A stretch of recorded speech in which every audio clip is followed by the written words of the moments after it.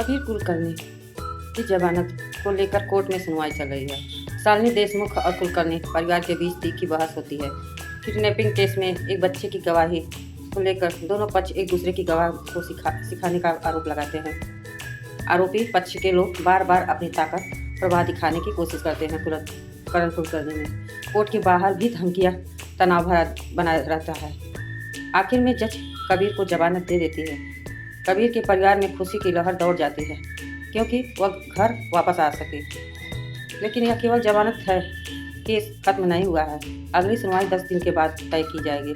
शालिनी और उसका पक्ष इस फैसले में निराश दिखाई देता है, जबकि कुलकर्णी परिवार अपनी जीत का जश्न मनाने की तैयारी कर रहा है।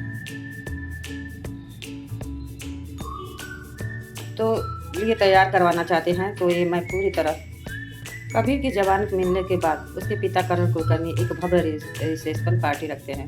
पार्टी में बड़े बड़े मेहमान, मीडिया और परिवार के लोग मौजूद होते हैं। करण और कबीर अपनी जीत का जश्न मनाते हुए शालिनी को शिव का मजाक उड़ाते हैं। दूसरी तरफ शिव हार मानने को तैयार नहीं है। वह साफ कहता है कि यह सिर्फ जमानत है, बरी होना नहीं। उसके पास अभी 10 दिन है और वह नए सबूत ढूंढकर कोर्ट में पेश करेगा। पार्टी के दौरान करण कुलकर्णी बार बार फोन करने की शिव को नीचा दिखाने की कोशिश करता है। वह महंगी शराब, पैसे और अपनी ताकत का घमंड दिखाते हुए शिव को पार्टी में आने और कबीर से माफ़ी मांगने के लिए कहता है। लेकिन शिव डटकर जवाब देता है कि वह किसी भी कीमत पर झुकेगा नहीं।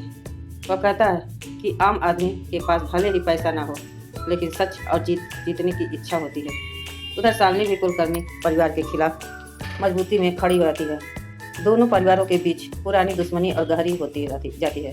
फोन पर हुई बहस में पुराने रिश्तों के छिपे हुए राज सामने आने लगते हैं। कहानी के अंत में माहौल और तनावपूर्ण हो जाता है। जब बदले और प्रतिशोध की बातें खुलकर सामने आने लगती है, अब उस सबकी निगाहें अगली कोर्ट सुनवाई पर टिकी है, जहाँ यह तय होगा कि कबीर सच में निर्दोष या फिर शिव उसके खिलाफ पुख्ता सबूत देकर आएगा। यह शक्ति प्रदर्शन, अहंकार, बदले और न्याय की लड़ाई आधारित पर है, जिसमें आगे कहानी का रोमांचक और होने वाली है। प्लीज रहने दीजिए, हम सब इनवाइट के गेस्ट हैं। आज के दिन वे सम्मान आप हमेशा देंगे। आखिरकार मुंह छुपाकर बैठे हैं आपकी बेटी शालिनी देशमुख और उसका वे पति बीमा कंपनी व कमीशन एजेंट गायब कहीं नजर नहीं आ रहा है। अच्छा, आए नहीं होंगे ना? हमारे सामने खड़े होने की औकात ही नहीं है। उनकी आंख में आंख मिलाकर बात करने की हिम्मत भी नहीं है। टोटल खत्म।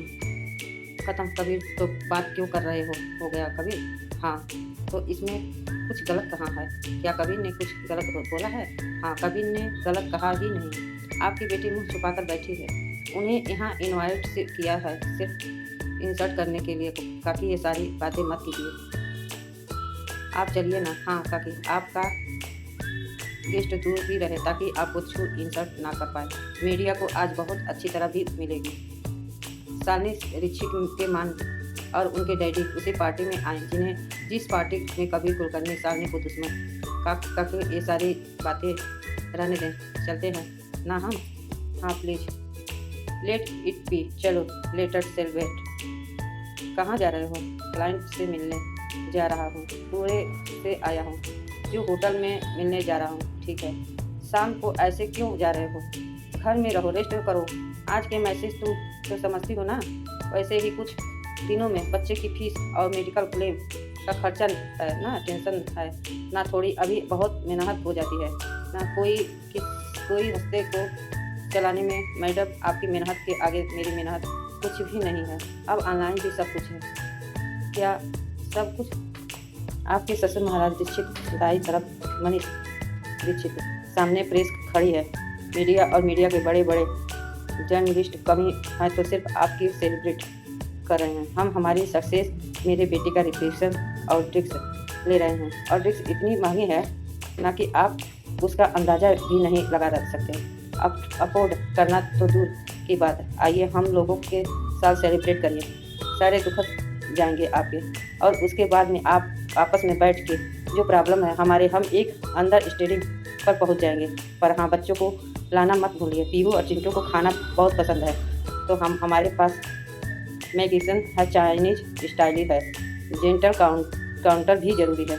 आइए, माफ़ कीजिए कुलकर्णी जी, लेकिन आपके ब्लैक मनी के पैसों में से ड्रिंक करने का कोई शौक़ नहीं है। मुझे दामाद जी चिल्लाइए मत, कृपा करके चिल्लाइए मत। और अपने आप से रिक्वेस्ट करूँगा, अनुरोध करूँगा कि आप यह कॉल बंद कीजिए। करूँगा, ज़रूर करूँगा, कॉल हम करूँगा, एक नहीं 1000 बार करूँगा। कुलकर्णी बोलते हैं, जब तक मेरे बेटे को फाइनल चिट नहीं मिल जाती तब तक मैं कॉल करता रहूँगा। और एक बात याद रखना, अगर तुम इस पार्टी में नहीं आए तो अकेले ही सबके सामने स्टेटमेंट दूंगा कि हम दोनों के बीच में प्रॉब्लम सॉल्व हो चुकी है। अब हमारे बीच में कोई मसला नहीं है। जो भी प्रॉब्लम थी वह तुम्हारी बीवी साहनी को और उसके फैमिली को की वजह से थी। मेरे बेटे को का इसमें कोई लेना देना नहीं था। वे तो सरासर झूठ है। क्यों कह के ये सब बोलूँगा, झूठ बोलूँगा, एक नहीं 1000 बोलूँगा। जब तक मेरा बेटा बाइज्जत बरी नहीं हो जाता तब तक मैं बोलूँगा। और मैं क्या करूँ, क्या क्या कर सकता हूँ, इसका अंदाज़ा तक नहीं है तुम्हें। कमाल जी, एक्सक्यूज जी, ज़रा फ़ोन देना। हेलो अनवर चीटिंग, तुम्हारा ससुर मल्हार दीक्षित बोल रहा है। जी ससुर जी छोड़े गाड़ी भेज रहे हैं, अभी भी यहाँ पहुँचा है। कितना ईगो क्यों है तुम्हारे अंदर, इतनी अकड़ किस बात की तुझे? आप नहीं समझेंगे, इंसान ना इसके साथ ही जन्म लेता है या किसी महंगे कपड़े के पीछे नहीं मिलते हैं। कितनी हिम्मत तुम्हारी। अरे क्या हुआ है राधा, क्या बोल रही हो? लाइन फ़ोन पे मुझे दीजिए। हाँ दामाद जी, अरे दादा ने क्या कहा है तुमसे यहाँ आने के लिए? तो बोल रहे हैं ना, क्या तुम्हें सुनाई नहीं देता या बात समझ में नहीं आता? एक दिन एक काम करो, तुम यहाँ आ जाओ और कबीर से माफ़ी मांग लो। हाँ, यहाँ सबके सामने कबीर के सामने खड़े होके उसके सामने हाथ जोड़कर उससे माफ़ी मांग लो, प्रॉब्लम सॉल्व हो जाएगी। नहीं तो इस शहर में रहने के लायक रहोगे नहीं। तुम जानते नहीं हो, मुझे जानता हूँ, मैं जानता हूँ। काका ससुर जी आप कौन हैं? एक अकेला कबीर तो नहीं गुंडा है, आप ही तो गुंडे हैं। शिवा बोलता, मैं आपको जानता हूँ, मैंने देखा है आपको। कुछ तुम लोगों ने ज़्यादा, तुम्हारे पापा मुझे बहुत अच्छे से जानते हैं। वे तुम्हारे पापा के साथ मेरी शादी होने वाली थी। तुम वाह जी के तरह मेरे ज़िंदगी में आए और उसे उठाकर ले चले गए। मैं तुमसे शिव को हमेशा हमेशा के लिए छीन लूँगा।